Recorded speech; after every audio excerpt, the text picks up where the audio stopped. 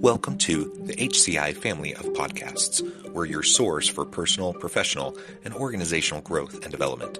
We share our own original research, explore industry trends, and interview executives and thought leaders from across the globe. Join us for practitioner-oriented content around all things leadership, HR, talent management, organizational development, and change management. Maximize your personal and organizational potential with the HCI family of podcasts.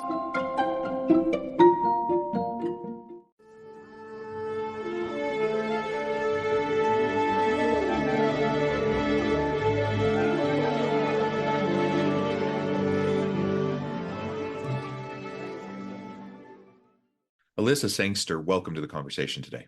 Thank you, John. Glad to be here. It's a pleasure to be with you. You're joining us from Texas. I'm south of Salt Lake City in Utah. And today we're going to be talking about the issues affecting women's abilities to seek, prepare for, and attain business leadership positions. Now, obviously, there's a lot to unpack there. We only have a little under a half hour to explore this, so we're only going to scratch the surface. But there are some really important issues that we can highlight, and we really encourage the audience to carefully think about this, whether you're a female looking to advocate for yourself or others, whether you're a male trying to be an ally.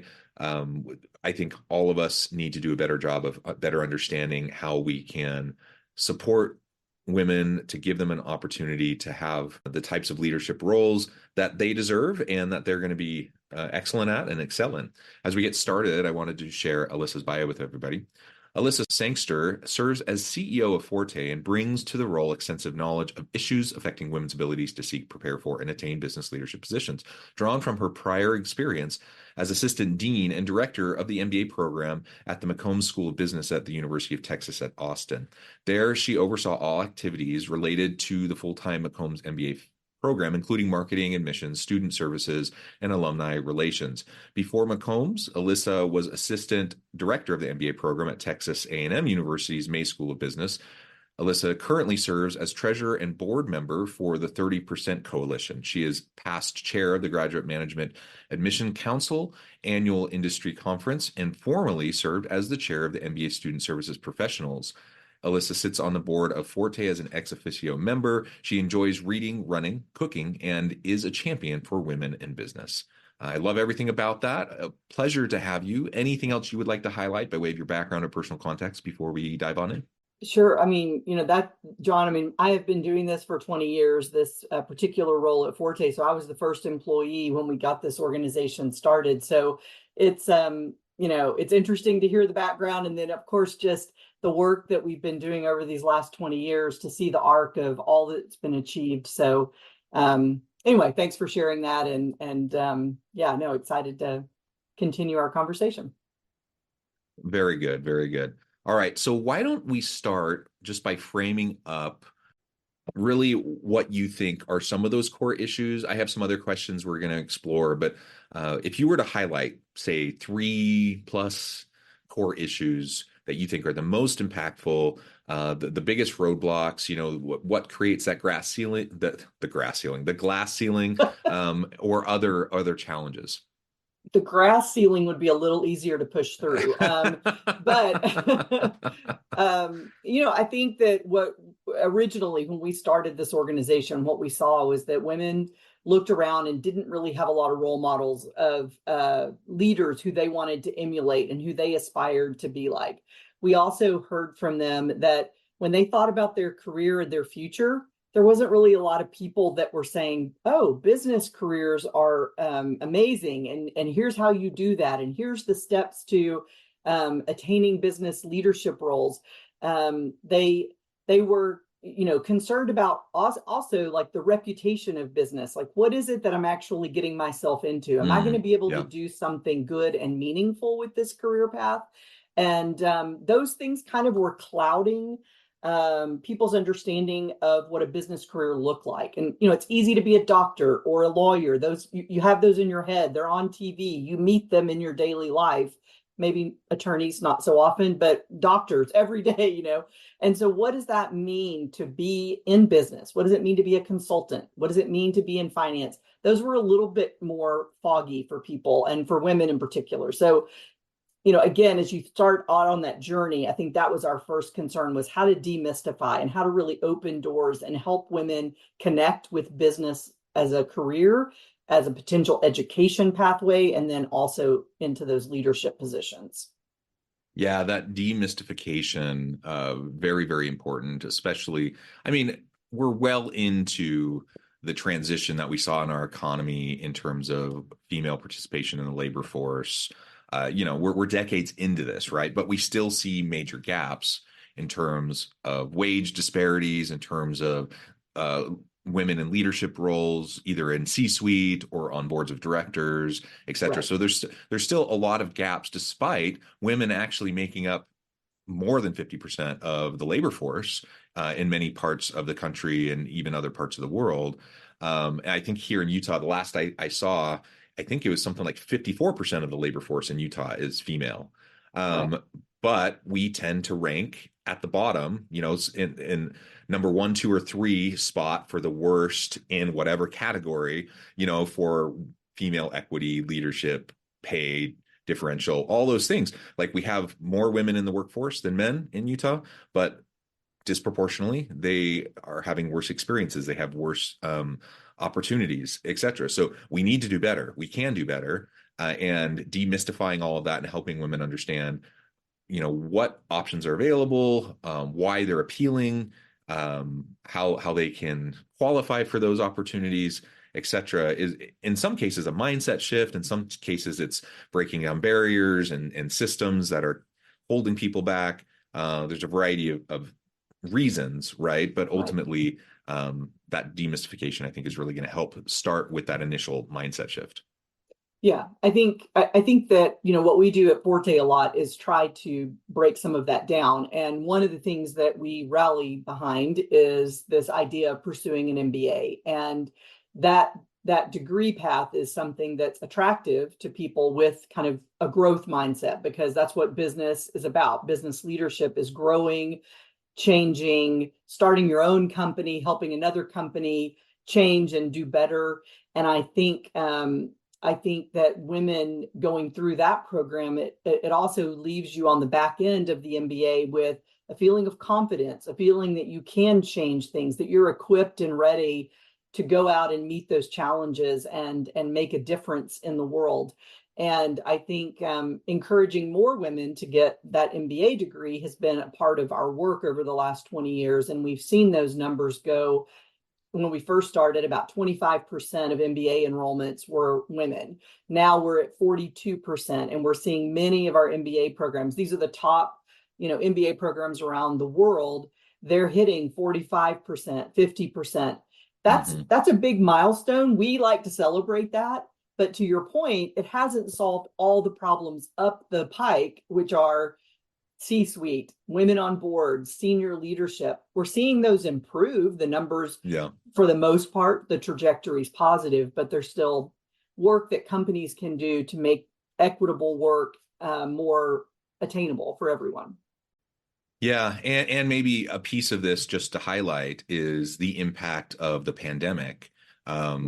You probably know more details about this than I do, but I remember reading some reports, maybe a couple years ago, 2022-ish, that we're starting to look at the impacts of the pandemic on women in the labor force, women in leadership.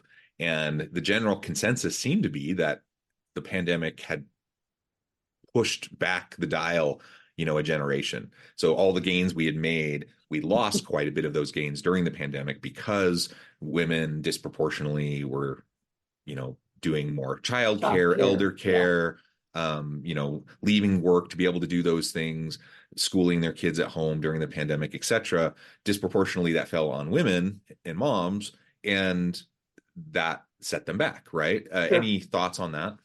Yeah, I mean, I think we saw for sure there was a blip where that was absolutely the case. And I do think women felt the brunt of some of those responsibilities during the pandemic.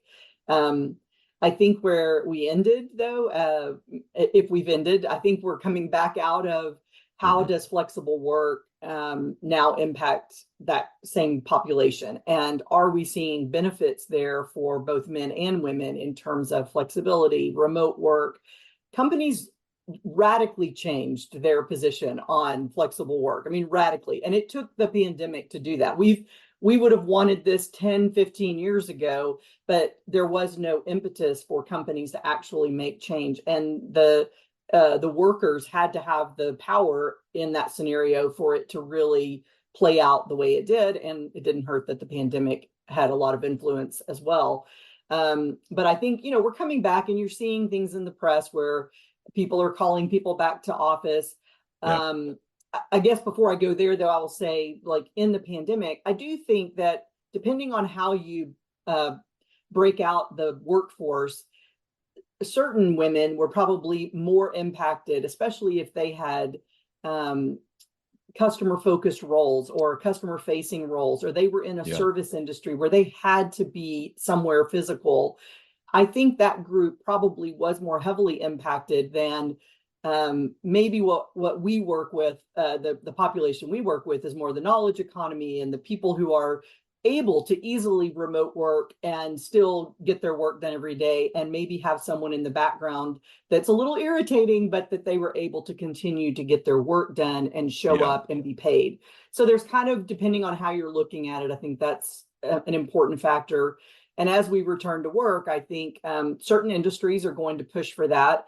I still think you're going to see more comfort with flexible work arrangements, no matter if it's a one-off or half your workforce is doing it. I think companies, that mindset shift at a company at the corporate level took place, and it's good for all workers, both men and women, I think.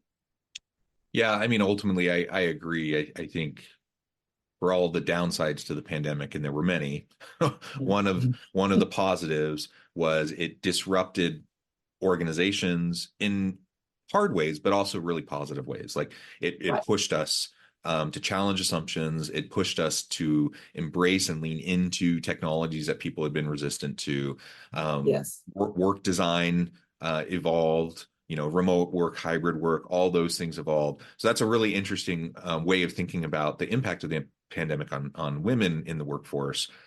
Because on the one hand, I saw lots of reports on how the pandemic set them back a generation. On the other hand, you're right. It catapulted us forward in terms of the adoption of technologies and the comfort level with remote work. And so at least for women in the knowledge economy, what I'm hearing you say is at least for women in the knowledge economy, that despite some setbacks, there's also some catapulting forward in providing more flexible opportunities that will ultimately benefit them more moving into the future. Is that kind of what I'm hearing? It is. And I think the other thing that is maybe the undercurrent is kind of like the move out to the country, or the people who left the cities for, more suburban areas or more rural areas. I think you also saw a lot of reflection and contemplation about, what is it I really want to achieve in life? And what do I want to hang my hat on in terms of success? What's important to me as a leader? And I think a lot of people took the pandemic as an opportunity to really explore something new and different and start their own business. They realized, this is just not what I'm really excited about doing. I want to do something I'm passionate about, something that really piques my interest, something that I can be in control of. Maybe the lack of control in the pandemic made them say, I'm looking for something that is going to be truly my mark left behind on this world. And I'm going to get started now because I've had this push of the whole world shifting and changing, and I'm going to make something out of that. And I think women heard that siren call, and I don't have a data point of 20% exited the workforce and now own their own business. But I just heard anecdotally a lot of stories along that line. Yeah, which again, it's not for everyone, and we're not suggesting for women to be empowered they have to leave the corporate world and start their own business, right? Like everyone's situation is different, but it is great that there has been more of a realization and acknowledgement of the range of opportunities that people have had. And I think that's fantastic. So whether you decided to stay at the place you had worked, whether you had switched jobs to a different company, whether you had decided to hang your own shingle and do your own thing and start your own business, I mean, all of those are completely valid choices. And just the fact that we have a range of opportunities to really do cool, great things, that's empowering. That's Exactly. exciting. So I think that's wonderful. Something you referred to a minute ago was this idea of the return to work mandates. So more Mhm. and more, we've seen some high profile ones like Elon Musk. He was one of the first to start doing it, and that got a lot of press. But over time, more and more organizations have started to push those return to office mandates. And one of the biggest drawbacks that I've heard people identify based on those is how it disproportionately negatively impacts women, um, Mhm. who disproportionately benefit from flexible work arrangements because of things like childcare, elder care. We know women tend to take on more home responsibilities generally in terms of cooking, cleaning, all those kind of gendered social norms from the past, even though society has changed a lot since like the 50s and 60s and the Leave It to Beaver world, True. like we know that disproportionately women still take on more of those tasks, right? In the average household. And so for all those reasons, remote work continues to be a really powerful mechanism to give women opportunity, to level the playing field. And when there are these return to office mandates, regardless of the reason, regardless of the necessity, we could debate that all day long, whether they're good or bad or if they're necessary, Yeah. whatever. But like, if they're there, one thing we have to acknowledge is that, yes, it's going to have, a disproportionate impact on our female workers. And that's Right. something I think organizations and leaders need to wrestle with. So if they really think that a return to office mandate is necessary, um, be ready to articulate that. Be ready to explain what those reasons are. I don't think workers generally are completely opposed to working in the office. No. I have a job where I can work. I tend to be in the office every day, but I do have tons of flexibility and I can be remote. I can't. It's more. I end up being more hybrid by choice. But the reality is, we're just in a different age. People tasted the sweet fruit of flexibility and they don't want to give that up. Exactly. Well, I think there's, two things there. One, companies should be prepared for the conversations that return to work is going to require. And your high performers, I'm pretty sure you still want to keep those high performers, whether or not they ask for a little bit of flexibility in their work week. If they refuse to come into the office, that's a different story. But you want to think about how are you keeping those high performers and what level of flexibility, whether it's remote work or it's a couple of hours here and there, how are you going to structure that and how are you going to approve that? Because it's still going to be important. And I do believe the pandemic just prepared us for the generation that's coming in. You dated us by mentioning Leave It to Beaver, but there's a whole lot of people who have no idea what that is. And they're walking in and saying, I have to have flexibility, whether it's for parents or childcare. It might be because they want to go snowboarding next weekend, and Yeah. that's important to them, right? Yeah. Yeah. So we got to think, that's what I meant by we've hit a tipping point and we're now back into this, we are now into this flexible world, and it's still going to be a part of our everyday conversations for a long time coming. And you also mentioned work at home and allies. We introduced at the beginning of the call of this podcast, like, what is it that allies can do? And that's one of the things, is to really think about how is that responsibility structured in your home? How is it that your significant other takes on these roles, and what are you doing? And really having those very open, transparent conversations, because that will do more for changing the way we approach work and the pressures that are on each of us in our business life, Mhm. compared to our home life. So Yeah. encourage Excellent. those conversations. Yeah. Yeah, excellent point. Something else you've referred to, with kind of the moving out of the city, going to the rural areas, the farms, that's certainly something that we saw, especially in really dense places. Like, I can't tell you how many people I talked to during the pandemic who like lived in the Bay Area, Silicon Valley, who were like, nah, I'm done. And they moved 3 hours Right. away. So if they have to go to the office for whatever reason, they can do it. But otherwise, they're not doing that. They're not doing the 2 hour commute each way. They just opt out of that, right? Yeah. And we Yeah. we saw that happen all over the country. And sometimes it was just working remotely for the company that you're in, but a lot of times it was people choosing to pivot, choosing to shift and do something different, either a new company, starting their own business or whatever. Um, any additional thoughts on like how women can pivot effectively after, they're already in a career path and maybe now they're deciding I want to try to do something else. Maybe it's starting their own business, maybe it's shifting industries, maybe it's just taking on a new stretch role, something they don't really, hadn't ever thought about before, and all of a sudden the opportunity presents itself. Any thoughts on how anyone generally, but women in particular, can pivot effectively?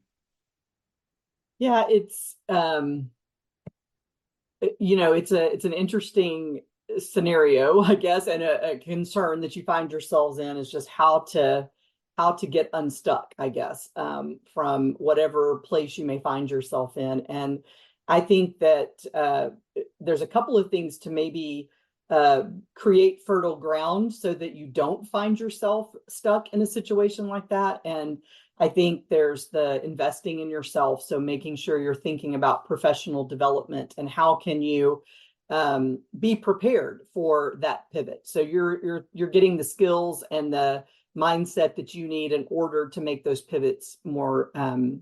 easily. I think So education. if I can Yeah, chime in, so what yeah, I'm hearing you say is, rather than waiting for maybe a new opportunity to come to you and then thinking, oh, I need to like go back to school, or I need to get a new certificate, or I need to, reskill, upskill in some way. right. What I'm hearing you say is it sounds more like we should be more proactive in, lifelong learners, reskilling, upskilling on a regular basis. We don't know, we can't see the future and we don't know what opportunities are going to come to us, but we can choose to proactively be seeking to upskill ourselves so that when new opportunities arise, like we're ready to embrace them. Is that kind of what you're Right. saying? Yeah, absolutely. I mean, just get the education, get the experience that you need, and make sure you're prepared for that pivot. I think that we hear women often say, they were working hard, they were doing a good job, they were coming in under budget on all their projects, they were making all of their goals and metrics. But then when they looked up and were thinking, oh, it's time to make a move, they had done nothing to really grease the Yeah. runway for what's that next opportunity. They hadn't reached out to three people on another team where they might want to work eventually. They hadn't listened to the headhunters who were calling them and saying, Mm. I've got 5 promotions for you. And what has your company done for you? They weren't asking for that next leadership role or plum assignment in order to get ahead. So there's just this it's important to always keep your eyes on the horizon and be thinking about what is that next step. Don't want to not do a good job in the job you're in, Yeah. but you want to make sure that you are thinking about the future. And so preparing for that has a lot of different, there's a lot of pieces of the puzzle to put together to then make that step. We of course encourage education, and we think, an MBA is like a big pivot. It's a lot of the full-time MBA programs. 90% of the students that go into those programs and come out, they leave their functional area, they leave their industry, they increase their salary, and they open up a completely different pathway of business leadership opportunities by going through that. We, of course, don't think everybody wants to make that commitment and that choice, but it is one of the ways that you can easily pivot if you are feeling stuck wherever you are post undergrad. 3 to 5 years you've been working, you're trying to think about that next step. So that's kind of your early career pivot opportunity. And then I think we were just kind of talking about more senior, what it is you have to do in order to continue to go up the ladder and get those new opportunities. Yeah, yeah, I think that's excellent. And everything you just said applies equally to men and women, right? We Of just course, yes. it applies to Especially the MBA, everybody. it's for both. Yeah. Yeah, it's definitely for both. It applies to everyone. Mm-hmm.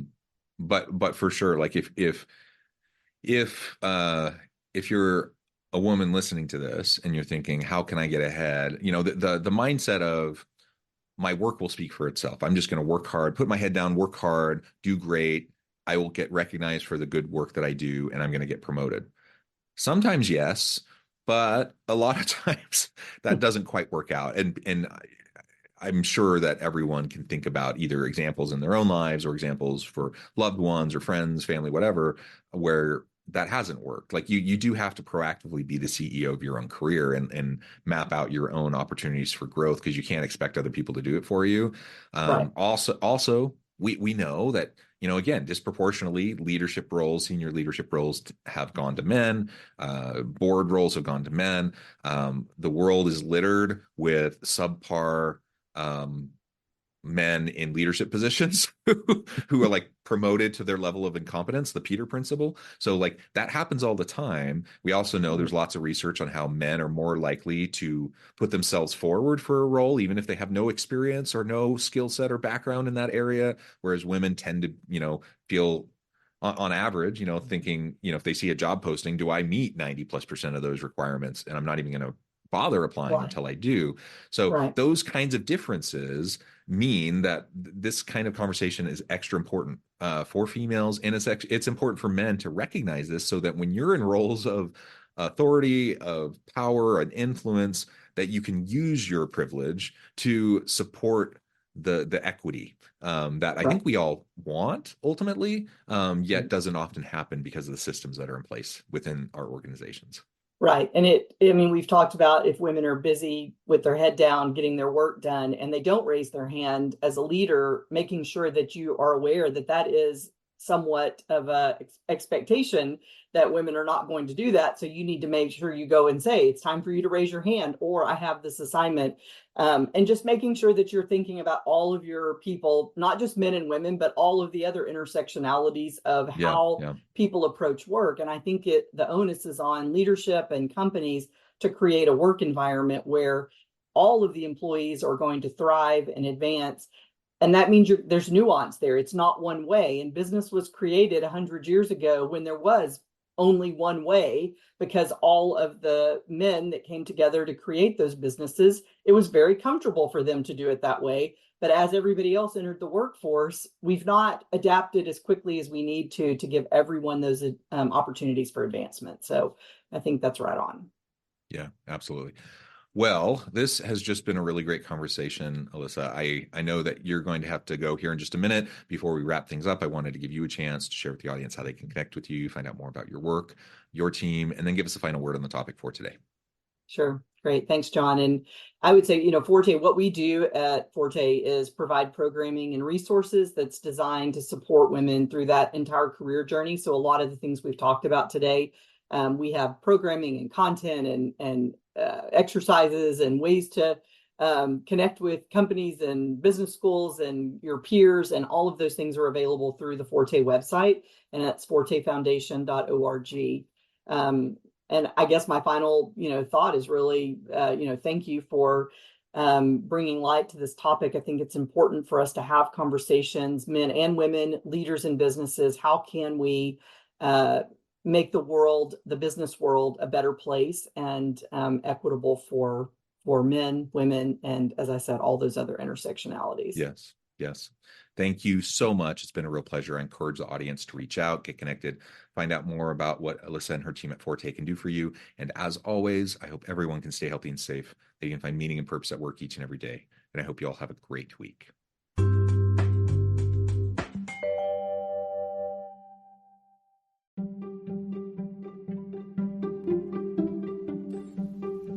Thanks for joining us for this episode of the podcast. We hope you stay healthy and safe, and please join us again soon.